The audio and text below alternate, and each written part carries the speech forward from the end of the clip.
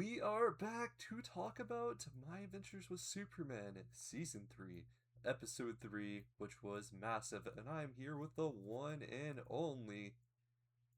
Cameron Thomas funny clips. Man, it was pretty wild last night. We got to talking about it, especially that ending, but how did you feel about Episode 3? So this episode, I feel like, was probably a really good episode from the follow up of what episode two set up. I like how this episode pretty much did not waste time, spend too much time on one conflict, and didn't focus on the other. Because we got plenty of Cyborg Superman, we got plenty of uh, Jimmy, and then we got plenty of Kara as well. Pretty much everybody got their own story this episode. That's probably what I like best about this season is that no one is sidelined, and I do like how Jimmy is still like doing his like Flamebird podcast and stuff, where uh, he's trying to get like sponsorships and everything, and he's making this worms thing kind of it's a sponsorship, but really it's something for me to make sure Kara knows, hey, I'm taken. And I think that was like the most Jimmy thing he could have done because we all know Jimmy always thinks of like these bright ideas and then it goes horribly wrong. I love those type of episodes. And I think this episode was probably the wildest with all that. And what I wasn't expecting is, season one and two, since they were originally made to be for Cartoon Network, you didn't really have that much like dirty jokes and stuff. I was surprised there was even one like really dirty joke in this episode, like where you have Giganta being like, "Oh, I'm very curious about your body," and then he looks down, and I'm like, "Oh man, yeah, this is classic Adult Swim type stuff." But and then she's like, "No, no, no, but about what your body can do," and I was like, "Oh, that was just a clever joke," but I thought this worms thing was very interesting because I had not heard about this in like any comic strips or anything like that. So it was almost kind of strange that they came up with this, or this could have been an original idea. So who knows? Or for all we know, this could have been a very obscure comic run that lasted just a few chapters and was not popular enough to be like a whole storyline or something like that. uh, they usually do take some of these like very small side background characters that were like only given like two or three comic runs and then put them in the show for these newcomers to eventually see that so they can get more recognition for more comic runs, which I do like how this show does that.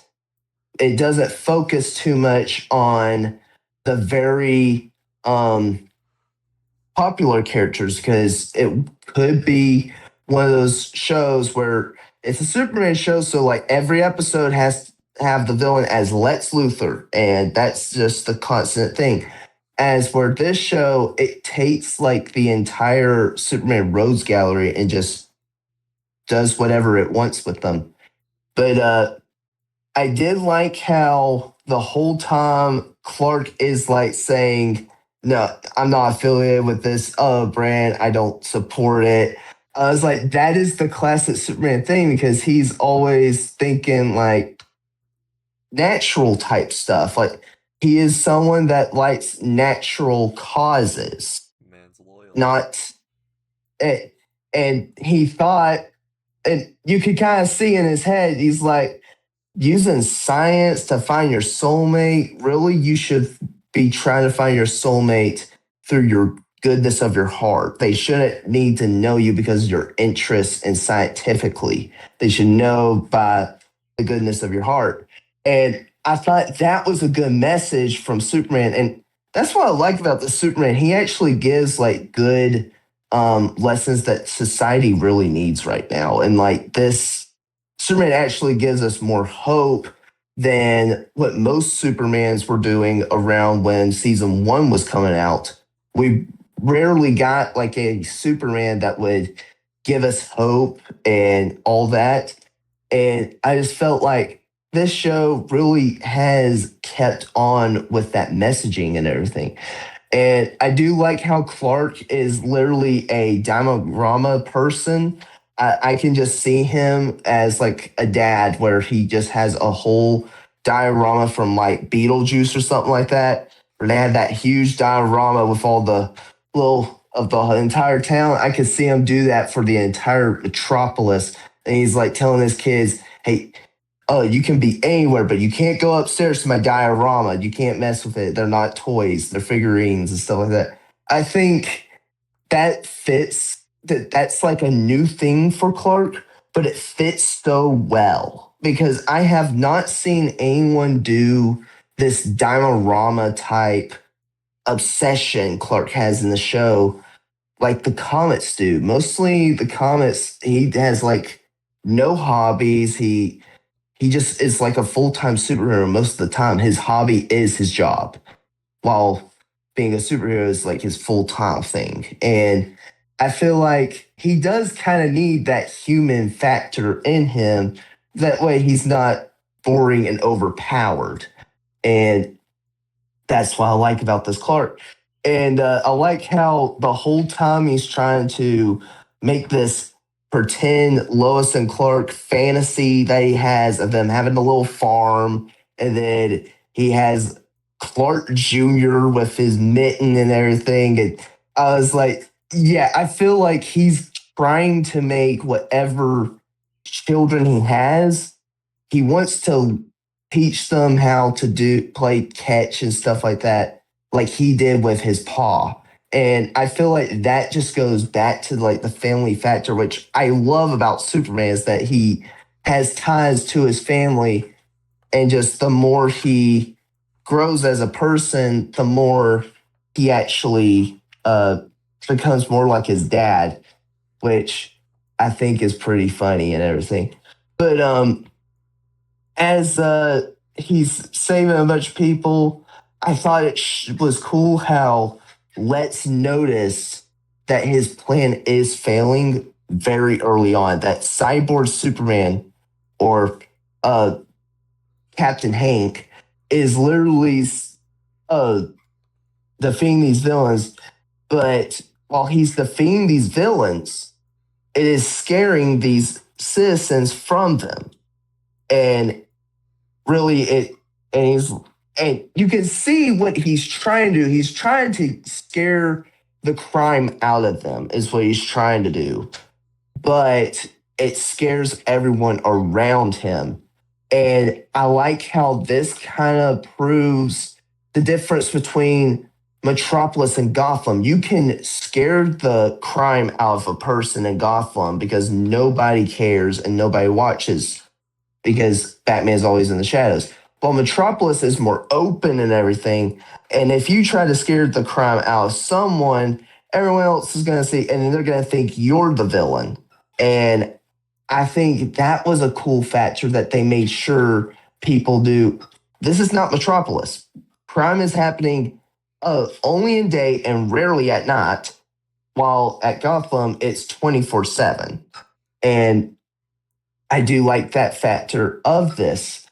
And what I thought was cool is how this whole like back and forth between Superman and Captain Hank was just this cool dynamic and everything. And the moment when his like part of his mask falls off and it shows his exoskeleton, that's when you knew he meant business. And it just shows that he is a villain that is just trying to fix the world, but he doesn't have the goodness that Clark has. And not only that, I do like how he is much stronger than Superman. And I was even looking at this, and he really seems stronger than all of Brainiac's army, to be honest with you. Now, you can say, well, Brainiac was only strong because he had the Let's Corp bots, but even then, I feel like Brainiac was still stronger because he was able to get in people's minds and control them. And but this guy, he doesn't need any of that, and he is just physically strong and everything. And I do like how when he is defeated and everything, he uh he actually goes back to Lex for a meeting, and he's like being his accountant and everything. And then he tries to hit Lex, and then the moment when he tries to attack him, he electrocutes his exoskeleton. I was like, oh, yeah, they're really trying to get as the Lex Luthor Midterms that he has in the comics, where he is this very menacing person compared to what season two was, where he was kind of a side character. And I forgot her name, the head of damage control, how he was just an assistant and he didn't really feel like a villain there. And I saw like a lot of people with season two, they were like, it was good, but Lex Amanda was, Waller. yeah, Amanda Waller, yeah. Uh, I heard a lot of people saying like, oh, Lex is not a good Lex in the show. Everything else is perfect, but this is not a good Lex. And I'm like, they're building towards that. And I feel like this is like the Lex that we've been waiting for. And like, he is very menacing when where he is like in full control of like everyone around him, which is something we do see in a lot of DC, but I feel like in recent years that hasn't been shown that all that much. Like, I will even go as far as saying the recent Superman movie didn't really go all the way where Lex was in full control. And I felt like we needed more of him abusing his team and everything, like what he does in the comics. But I do like how this Lex, he doesn't play at all. And you can tell the voice actor he's given. People thought he couldn't give like a very serious Lex Luthor because of season two, where he was like whiny and he was very wimpy and everything. He is very menacing. His voice was like deep, and he's like, "I am in control." And I was like, "Yeah, I can see why you're in control. You have grown as a person for worse." And I thought that was just the perfect way for us to finally get a good tease of what Lex is going to be doing this season. Because last episode, it felt like they kind of leaned towards it, but it was like, oh, he was going to be a little evil, but he was going to go full on Lex in the fourth season, is what it felt like. And I felt like, yeah, we're going all the way now. We didn't have to wait all the way till the fourth season to get a really good Lex Luthor, which I can see some people saying, yeah, the show's good, but you have to wait till season four for it to get like really, really good. I would hate for someone to say that because of how some TV shows are said nowadays. But as for Jimmy this episode, I thought it was pretty cool with his relationship with Giganta, of how she was very into Jimmy, even though like we don't even understand how obsessed she is. I wouldn't be surprised if they were going to like do some kind of flashback or something with Giganta of her being obsessed watching Jimmy Flamebird, the Flamebird podcast every day, having pictures all over her wall. I wouldn't even be surprised if she was that kind of obsessed and she only went to like Worms and was like fall because she could have even been at that convention and was like following because she was like, oh, Jimmy Flamebird's going to be at that convention, and she was like spying on him. I could actually see her spying on him, understanding all this thing,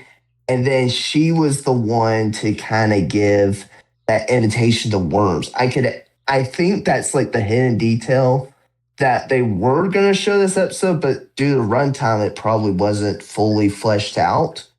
But it does make you wonder more about Giganta. If this is like a one off villain that is going to be only in this season or in this episode, or if this is going to be a recurring villain, or if this is going to be a villain that just was introduced in the show, and then eventually at some point, if we get a My Adventures with Wonder Woman, she is like a main villain in season one of that show. I think that could be pretty fun. I think it's an introduction. I absolutely do think they're doing this intentionally.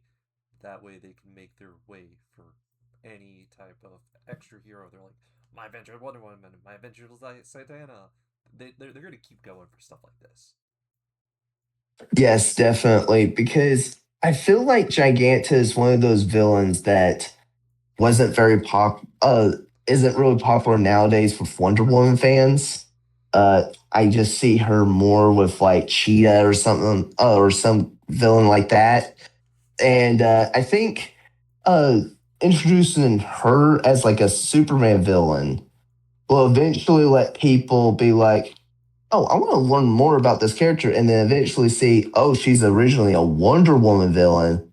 Then this makes people want to read the Wonder Woman comics, and it gets more buzz for Wonder Woman. And I think that's what really the show shines, is that it really helps other DC heroes get their comic run as popular as Superman, because Superman is just the popular DC brand.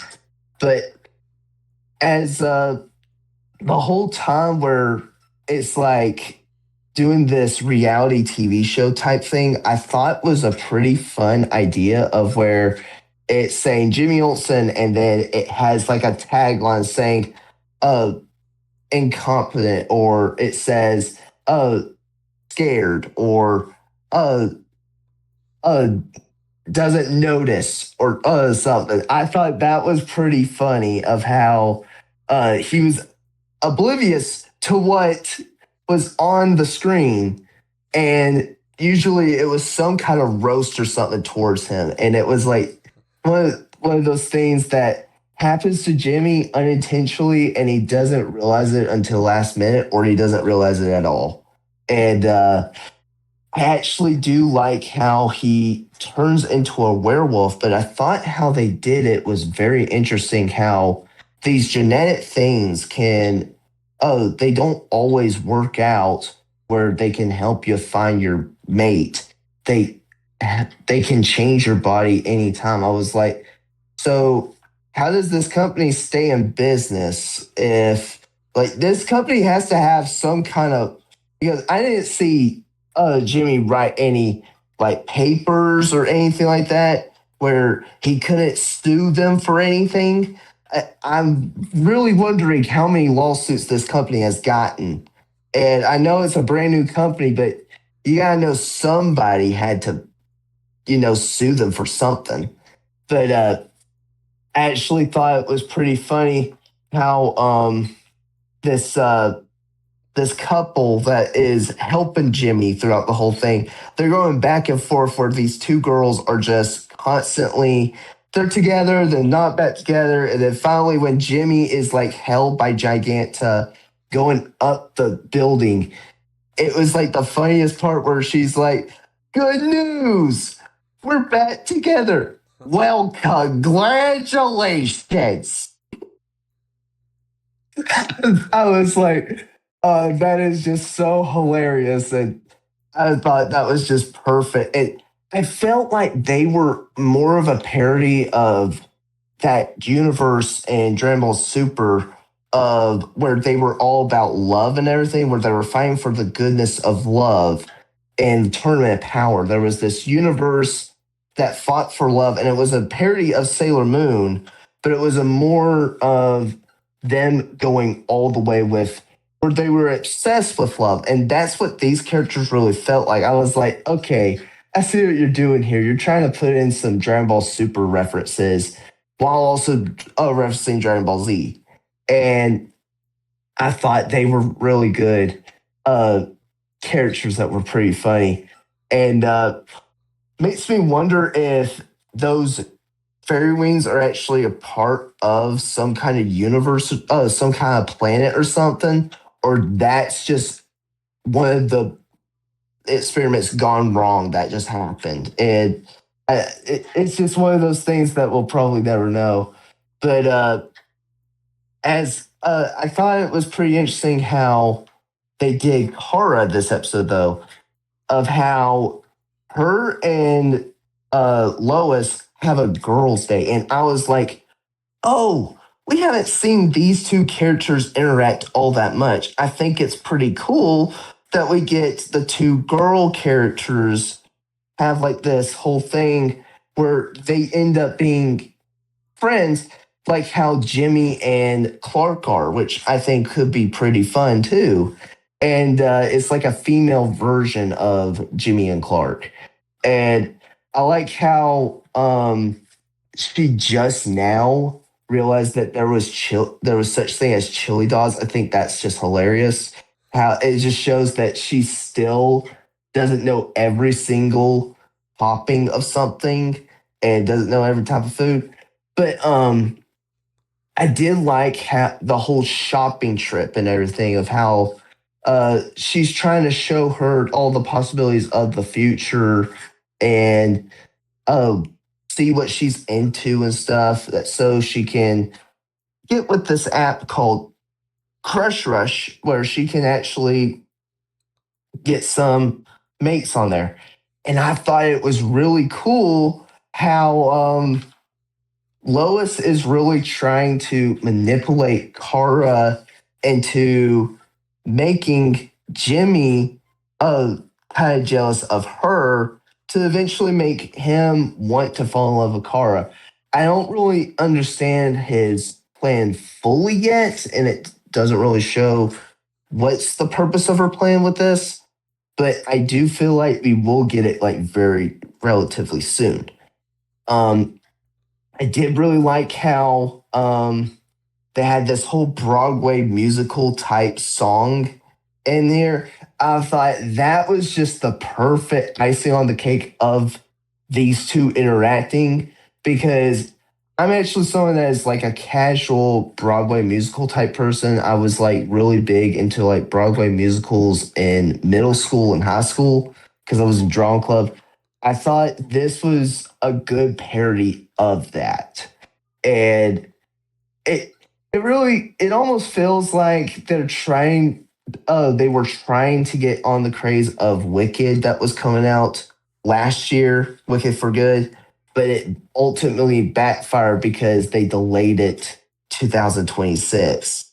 And I mean it could be like a dated reference, but honestly, Broadway musicals just happen every year. So it to me it's not really a dated reference.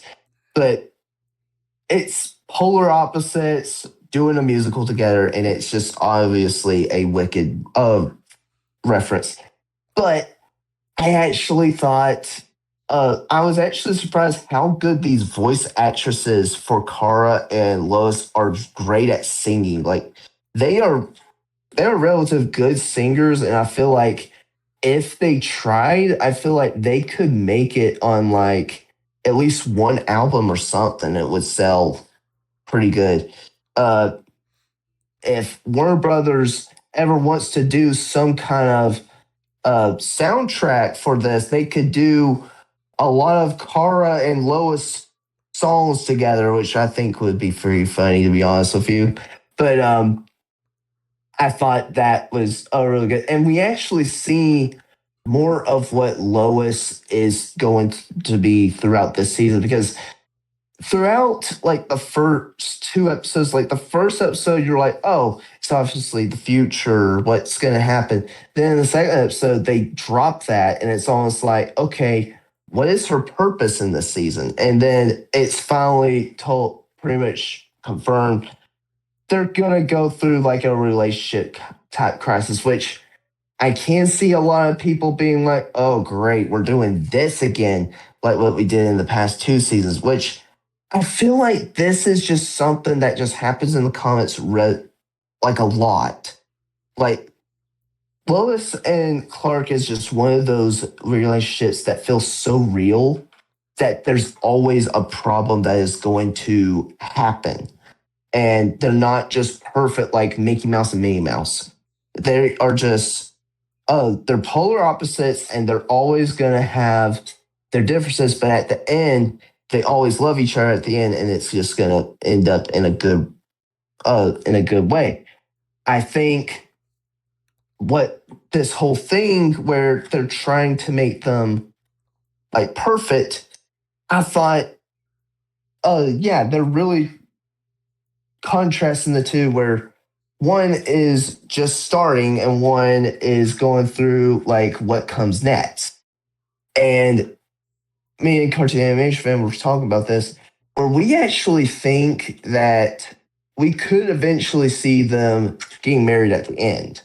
And I think that would be a perfect way because, again, the creator even said that James Gunn said if he would only greenlight season 4 if it was popular on Toonami and it did fantastic on HBO Max, which, of course, it is doing that, but I could actually see the fear because it's been 2 years.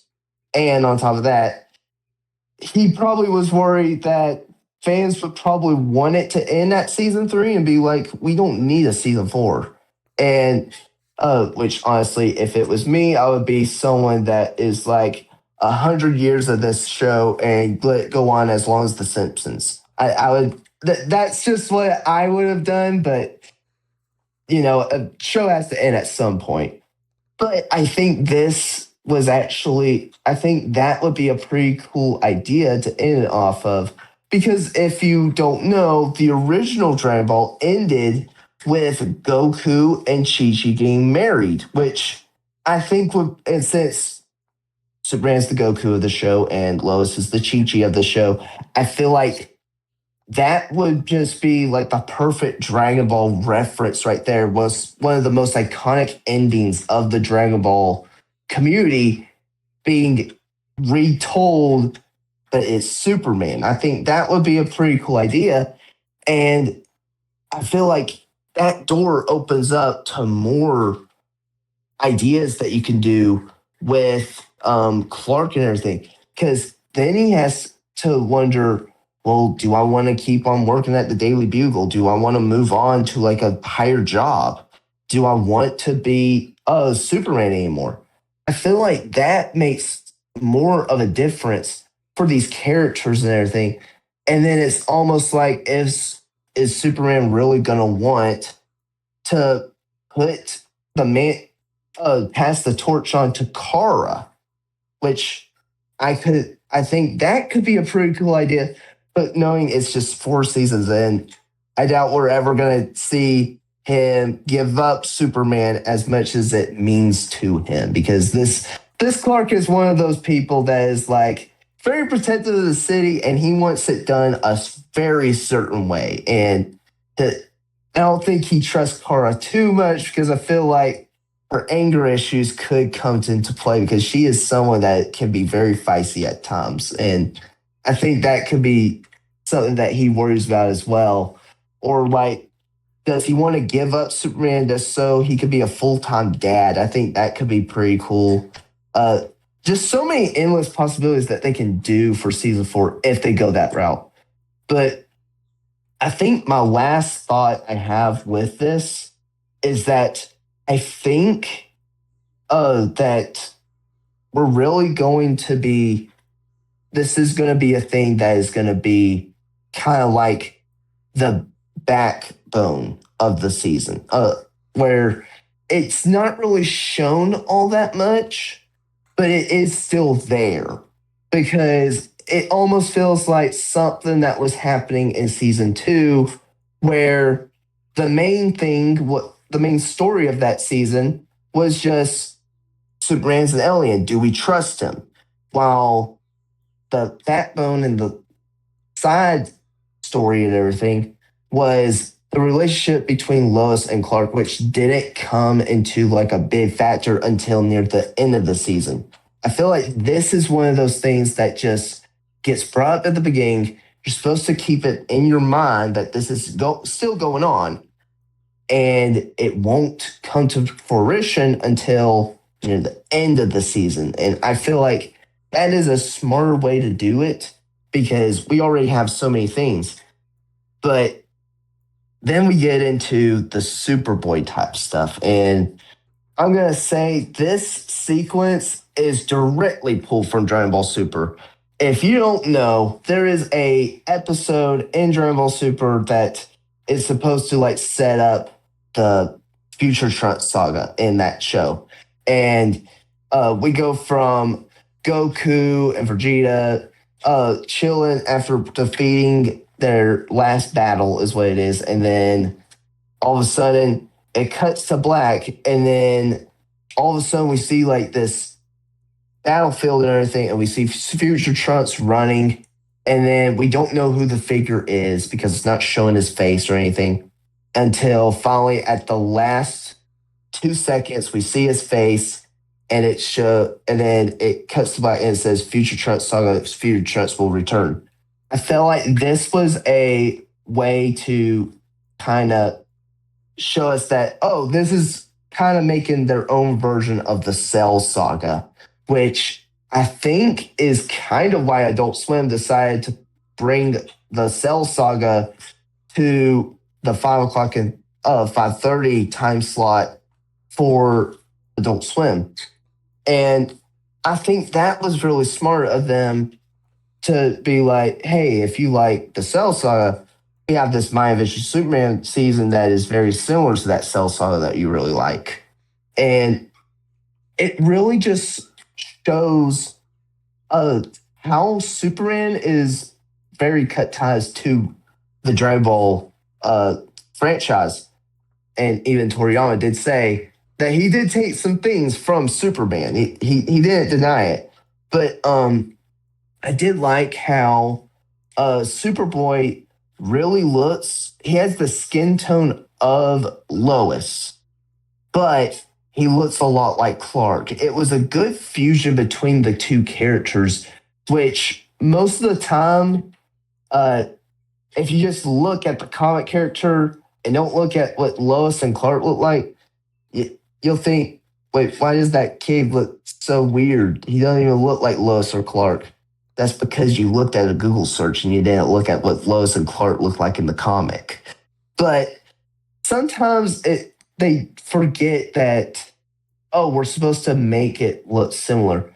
And I know me and Cartoon Animation Fan were thinking, oh, what if he's a clone from Lex and he's Connor Kent and he ends up he and instead of him being a clone of Clark, he's a mixture of Jimmy and Clark because it looked like he was like full on dark skin. Mm-hmm. And I feel like that probably was some like the old design probably, and they drastically changed it because they were like, wait, we don't need, or maybe that was the original idea, but then it was ultimately changed last minute.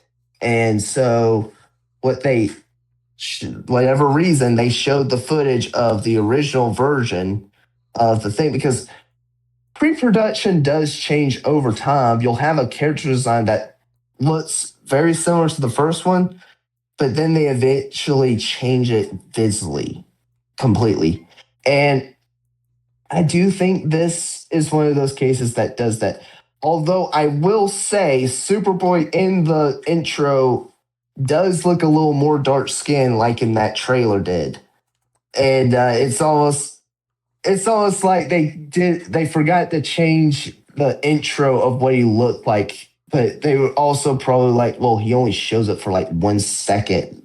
Most people are gonna blink and miss it, and they're probably like, well, we don't have to worry about that.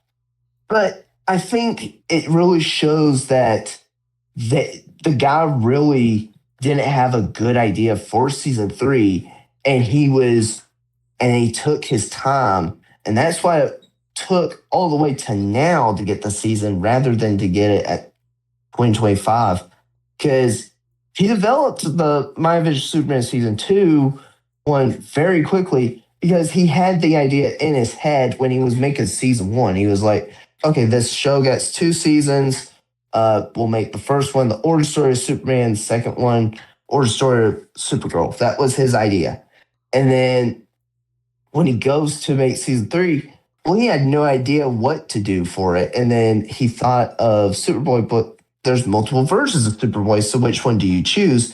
And I think he kind of brainstormed it and what fits this type of show. And I feel like he did a really good job picking something that fits in with Dragon Ball, but also fits in with this show as well. And having the Superboy coming from the future side plot makes it a little better, in my opinion. Who knows? Maybe they'll have like this idea where when we get to like our version of Superboy, and maybe they'll have like the Dragon Ball Z type thing where Future Trunks is from the future, but he's from a different timeline in the future. And that's why he's very different from our version of Trunks. And I think they'll probably do that and give us like a totally different Superboy. That way it pleases both fans because I know some fans, they're like, oh, I like this version of the character. No, I like this version of the character. They actually get to do both versions that are like the most popular. That way everyone is pleased pretty much.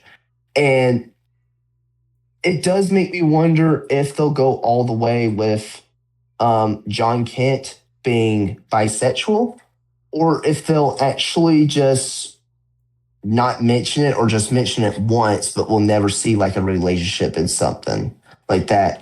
Which I think if they just name drop it in like one episode and never mention it again, it's kind of a waste. And it's almost like, what was the point of putting that in there? You could have just not have said it at all. And I could see some people being like, well, I don't really like how he's bisexual stuff. But I think what it could be cool is like if he has a Mai in this universe, a future Mai from kind of like how Future Trunks had a future Mai, where in this version he has like some kind of boyfriend or girlfriend, and he ends up losing her, like what happened in Dragon Ball Super. I think that would be pretty neat, where he was once a average boy, is what it was, and he had superpowers, but he hid them because maybe the world what didn't really maybe his universe did not appreciate supers, and it was one of those situations, and it had that kind of encouraging kind of like what season two had, but it went full on, and Superman was ultimately killed by uh her name, I forgot her name. Amanda Waller. Yeah, yeah. That he was captured and killed off by Amanda Waller. And then eventually Okay, sorry for that. yeah, it's fine. And I could see them being like, oh, he was killed off and then Brainiac attacked. And then that's how their thing got ruined. Or if Brainiac doesn't exist in that universe and it's actually Cyborg Superman that destroyed it, I could actually see that happening. And he was actually supposed to be in hiding because they did not accept aliens as supers. And I think that could really show this character as different as what other versions have done. But that's just my take on it. And I think what they're doing with Superboy is actually really good.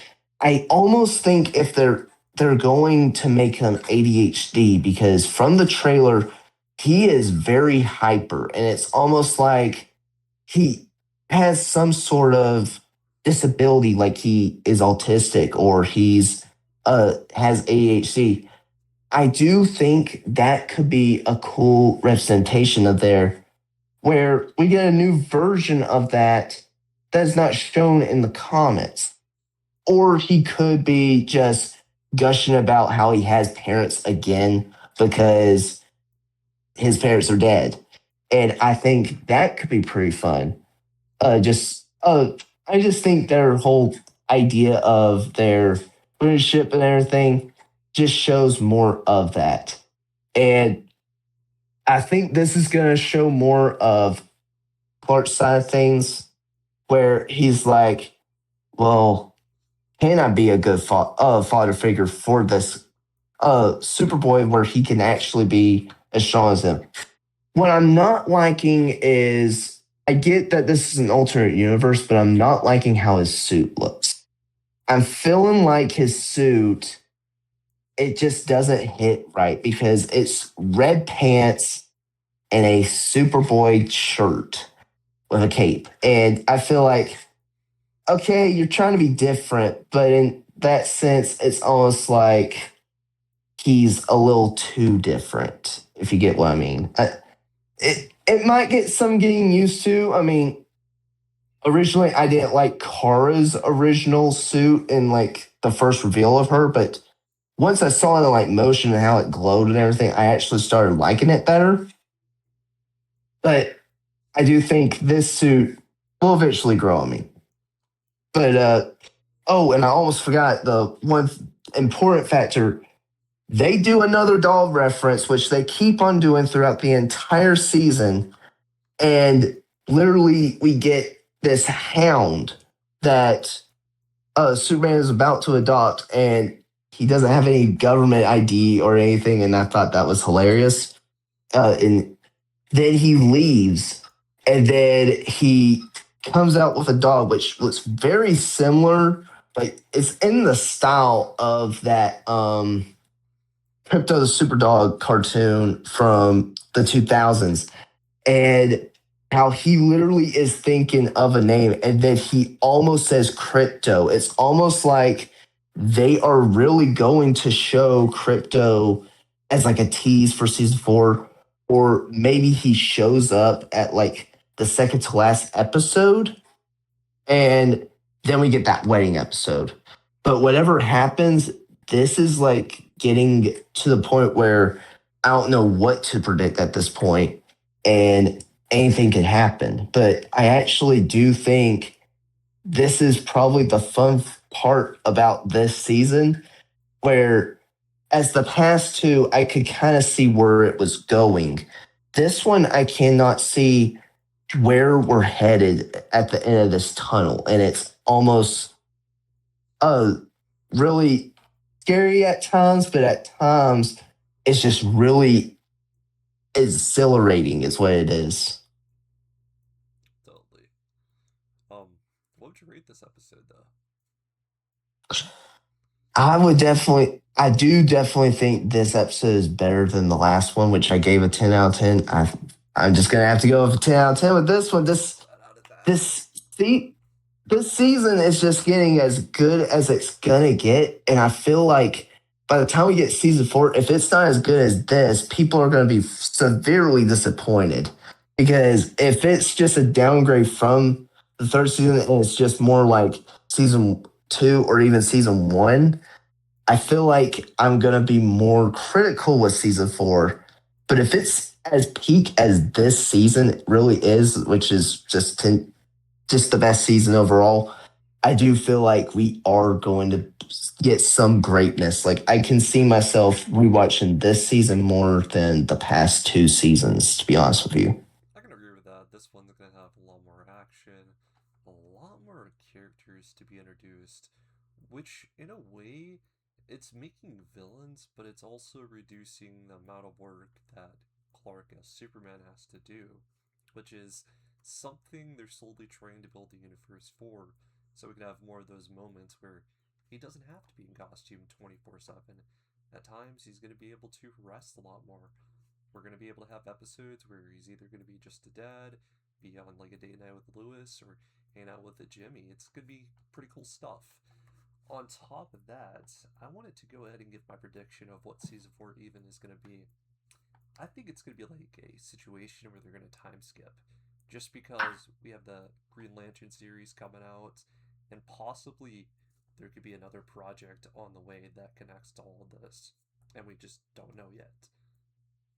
What are your thoughts about that? Yeah, I actually do think that's going to be the case because the plot synopsis with My Adventures of Green Lantern is that uh, Jessica Cruz goes to a high school that is Hal Jordan High School, is what it is. And in the show, she's like not even, she looks more like 11 years old or 12 years old, something like that. And it's almost like, yeah, they are going to go for a time skip in My Adventures with Green Lantern because she don't look as tall as what she does in the comics or anything like that.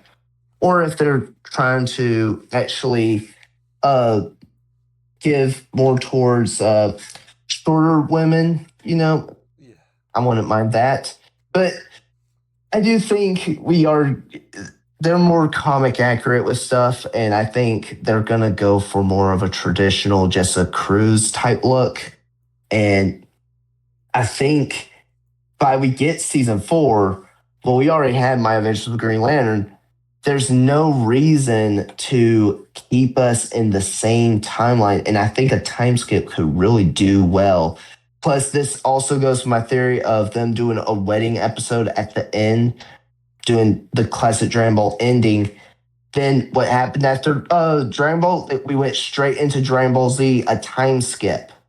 And I feel like it's all now connecting.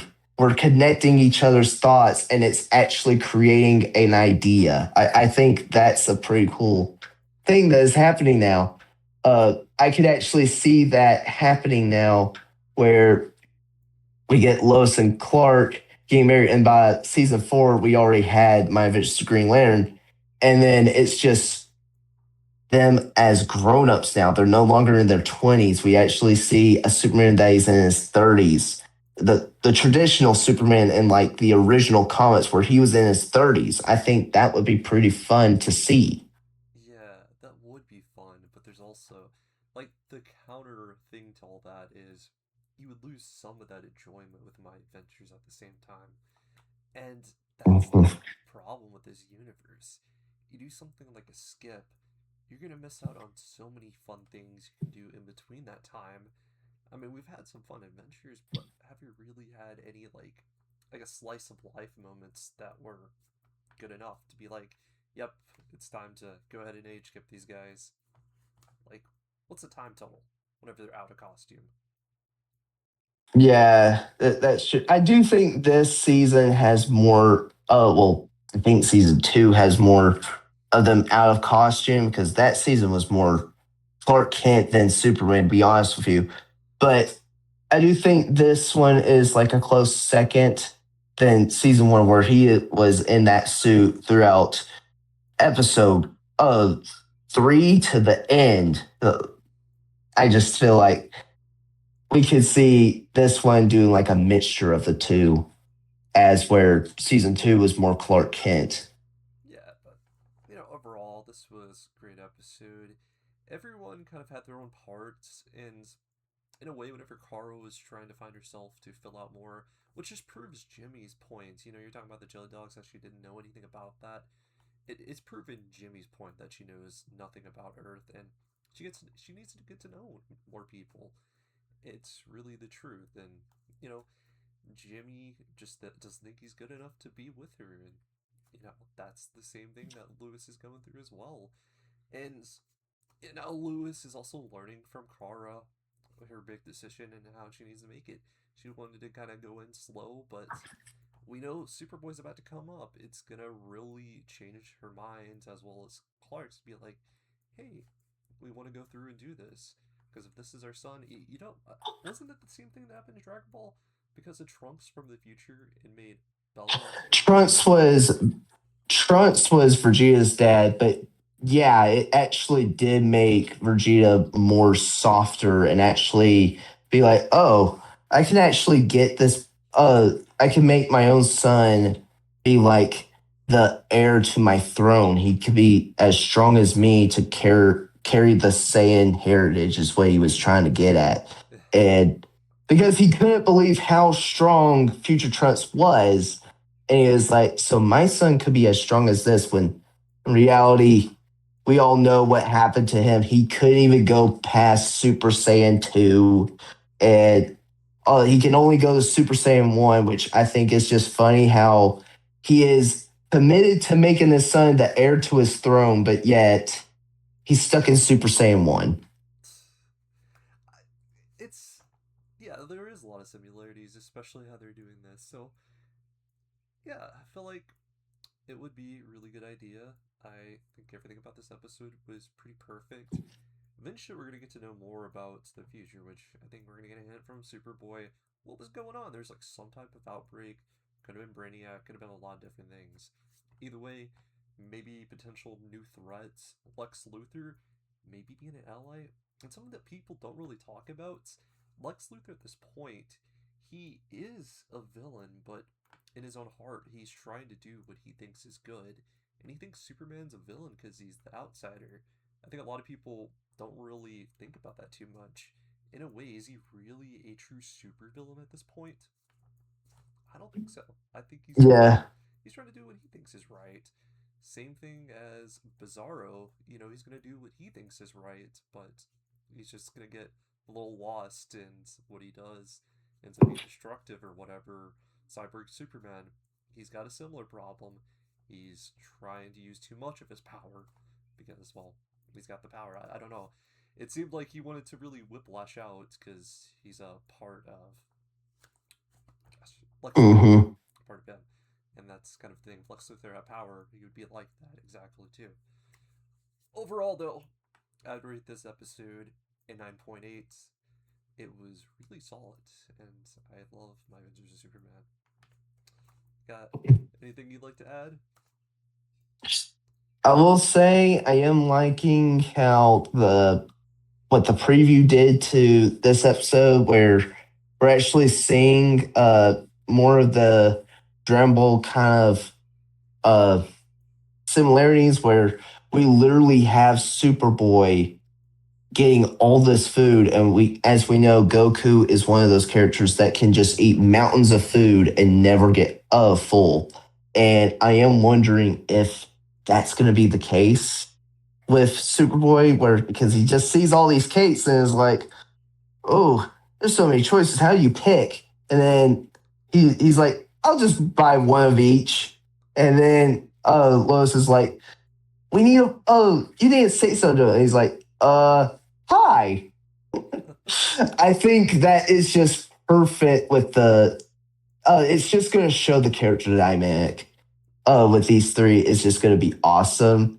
And Mm-hmm. it's going to be like one of those things where I'm like, oh, I love the Clark and Kara type stuff. I love the Jimmy and Kara dynamic.